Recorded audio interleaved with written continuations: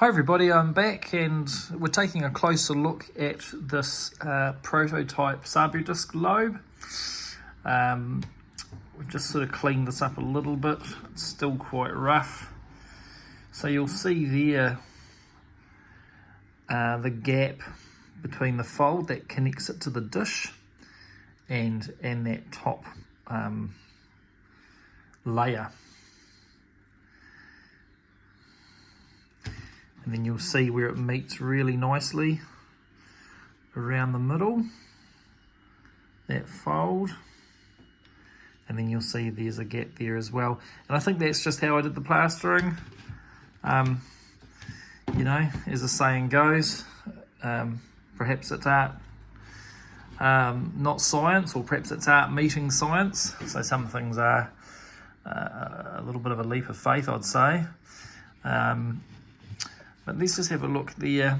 So you'll see there's some sort of looking up the top here, a few sort of flat spots and inconsistencies. But what I think we can do is probably work this quite nicely with some permafill, which you'll see in one of my earlier videos. It'll make the colour very Sabu disky as well, but also it can smooth a lot of things out. I want to keep sanding and dust to a minimum. So it's easier to add than it is to take away.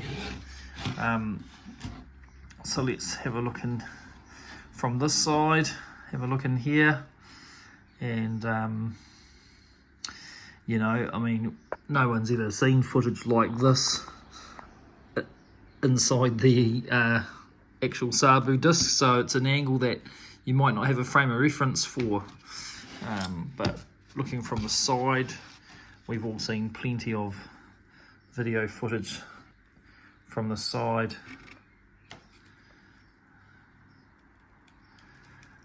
Okay, so what I want to talk about is there are some lines that I think are quite interesting. I think the central line here and the curvature on that central line. So if we try and look like that elevation there, I think that's an important curve to get right, and the best we can do is from photographic analysis. Like I say, I think that curve is a function of the other dimensions rather than a prescribed curve. The other line that I think is very interesting, and you'll see I've done it here in black, is this outside line.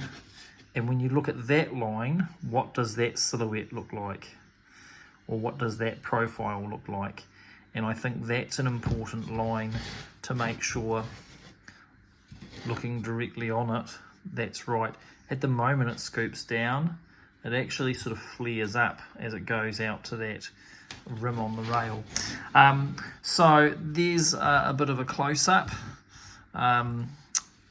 I really could imagine this being layered in dry leather, perhaps adhesed with something, maybe some sort of ancient adhesive. Shout out to Bedbug Guy who knows more about that, but this would have to have been done, I believe, in leather, left to dry out over perhaps clay or something that says this is what shape I want this thing to be. It's just, to me, so obvious now. I mean, yes, I've used fiberglass to save time, but I don't know. I don't know if they would have got all the way there with sheet metal. I think they would have got the concept, possibly with sheet metal or sheet leather. I don't think they would have got all the way there in sheet metal at this stage. Yeah, possibly much later if they were pouring, say, bronze into a cast or a mould. Sure, they could make this shape. But one thing's for certain, that schist disc wasn't the first attempt. There was much thought in coming to that shape. There would have been many trials and errors in getting to that shape.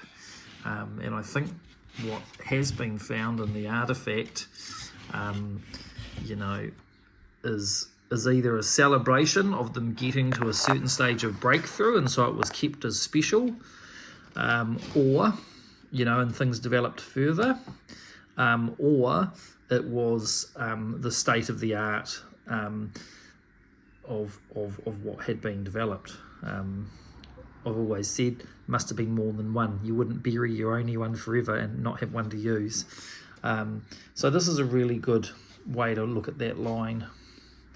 And when you look at that, I mean, it does, move that out the way, it does really look like what we see in the artifact. Okay, until next time, stay safe everybody.